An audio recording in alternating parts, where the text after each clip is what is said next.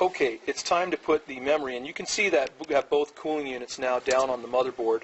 And one of the things that's special about this server motherboard is the amount of RAM slots that we have. You can see that this server motherboard has 12 RAM slots, so it can take 12 DIMMs. Now, we decided to buy server memory. And Steve, what is special about server memory? Server memory is usually buffered and ACC corrected, so the RAM itself has error correction built in, so it can detect errors in the RAM.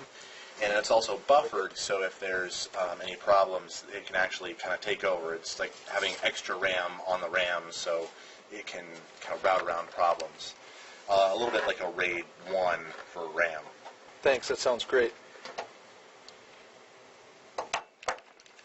Okay, so Brock is putting in the RAM chips, and he's going to go by color. So he's going to first populate all the orange slots, and then move his way through. All right, you can see. You can see the gap there. If you look on your board, you can see the gap down. So this is not the right way. So we'll flip it around here. See, you can see the. It's not going to work, so you have to make sure you orient the notch. Okay. And even pressure on both sides, and they should click at the same time. All right, so you put even pressure on both sides of the stick so that it clicks, and you should see the tabs close once it's pushed in all the way, right? Okay. Yeah, as you apply pressure down, the tabs will flip over the top. And how big are these RAM sticks? These are 4 gig sticks. So this server will have 48 gigabytes of RAM. 4 times 12. Nice. That is a lot of RAM. It'll be perfect for serving virtual machines. So this server will serve a classroom full of virtual machines. I'm going to let another student do it. All right. Get Roy in there. Push.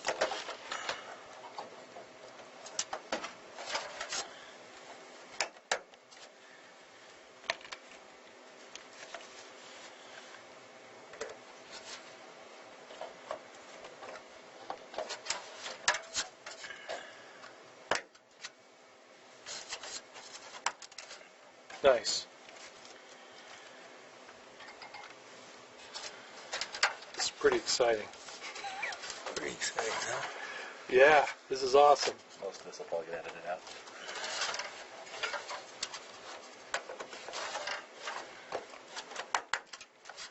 Okay, I could hear it snap. All right, that looks good. Good job, Roy. All right, so we got 6 of the sticks in. Now we're going to populate this side. And I'm going to let other students do this. All right. Hopefully that'll finish. Max, you want to put a stick in? Yeah. All right, Max. Here, touch the case. All right, you're good. You're good. You're grounded. Just careful not to touch the copper. All right, so Max got a stick here. Same way as the other ones? Like just like that? Pay attention to where your The notch is. Yeah, the notch is offset, so it's closer on one side. Then it's not right in the middle, in other words. You see what? That helps you to orient it to the right way. There we go. So he's got to turn it over.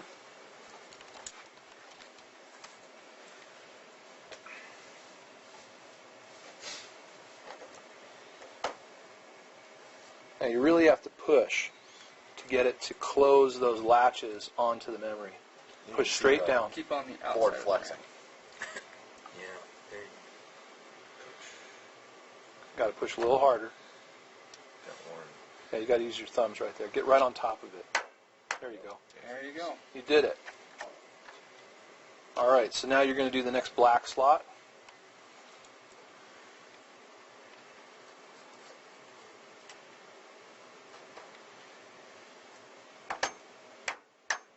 Great, you can hear it when those hooks kind of close in on the RAM. All right, so the next thing that we needed to do was hook up the switches, and you can see these wires right here go to the front of the case, and they're the switches. Now, these two cables right here go to the USB ports at the front. So you see right here, we've got two USB ports, one here and one there. And then we've got a power switch here and a reset switch here, right? And we also have some lights here that are going to need to be hooked up. Now usually these are already waiting for you to hook up. So here's the cables that we need to hook up, and you can see that they follow, and then plug in, let's say, right here.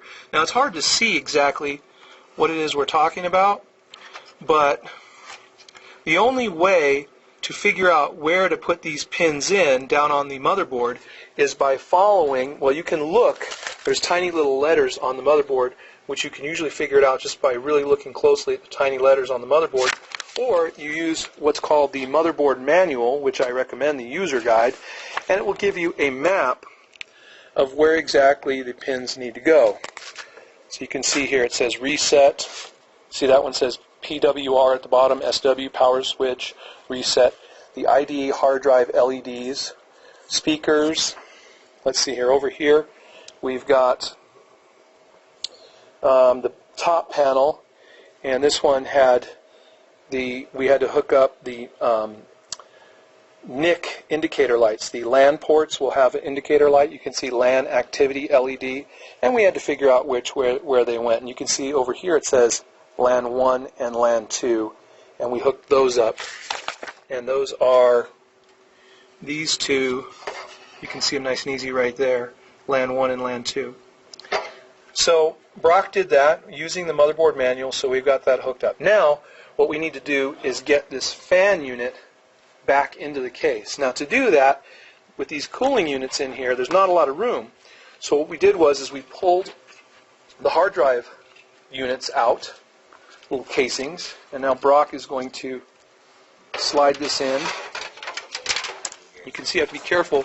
You don't want to hit the motherboard or damage any of the chips or capacitors that might be on the motherboard. Just a cable there. Alright, and you can see that those power cords, or these, not the switch and the light, activity light cords, are going underneath that fan unit. And once we have that in place, you can see that fit nicely. We have to screw it back in on the outside. We'll have these guys do that now. Alright, so now what we're doing is we're hooking power and data to the hard drives. You can see that Brock has pulled out the hard drive casing for the 4 hard drives a little bit, so he's got some room to operate.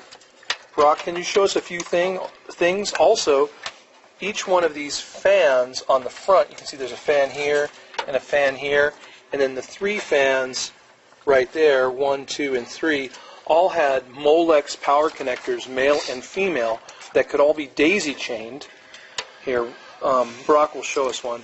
Brock, you want to show us really quickly how he daisy-chained all of the power connectors, male and female Molex, one to another. So basically it's all coming off of one cable unit coming from the power supply. One of these cable units underneath the fan, over here daisy-chain. That's going to activate 1, 2, 3, 4, 5 fans.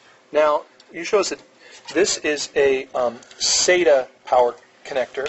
That's also coming from the power supply underneath this fan unit, and now he has to hook up 4 of those to the 4 hard drives that are in this casing right here. And that's the hard part. That's what he's trying to get into now. So it's not very easy to access. And this really just goes to the design of the computer case, how easy that's going to be. All right, you got one? Can you show us a data cable, Brock? So if we look on the motherboard here, I'm going to go over the top here. You can see that we plugged in 4 SATA data cables right here. 1, 2, 3, 4 in a row. And these other SATA connections are for SAS storage. So we got all this information from the motherboard manual. Now, these cables go underneath the fan unit, and you can see that Brock's holding them right here. Those are the ends. And so then those also plug into the hard drives. So each hard drive has a SATA power connector, and each hard drive has a SATA data connector. So So Brock managed to get all of the hard drives hooked up and the power, also SATA power to the DVD drive, and then a data to the DVD drive as well going under, and then hooking up to this right next to the hard drives. Now, all that's left to do is the power, the P1 power connector, which is the long power connector, and then the two 8-pin power connectors for the two CPUs right there. And he's about to put them in. And we'll be all done, and the thing will be powered up and ready to go. We're going to have to put some zip ties in there. Okay? Keep that from going anywhere. So he's got the Got an 8-pin. an 8-pin. Show it to us. There we go. Beautiful. Yeah, I think you're right. Velcro is better than zips. There we go. Nice. There's your P1.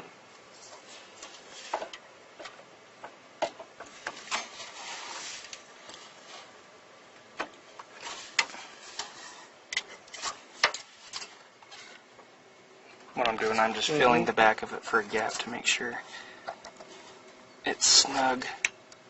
And now the last part is the last 8-pin to the other CPU power connector right there on the motherboard. And then I believe we're all done. Okay, so we have power to the motherboard. We have our RAM installed. We have our CPUs installed with the cooling units. We have our power switches set up down here in the corner. We've got the SATA. And all of these fans, we've got 2 fans in the back, all daisy chained to the fans in the front. And it looks like we're all set. Brock, fantastic job. Thank you so much for helping set that up. Thank you.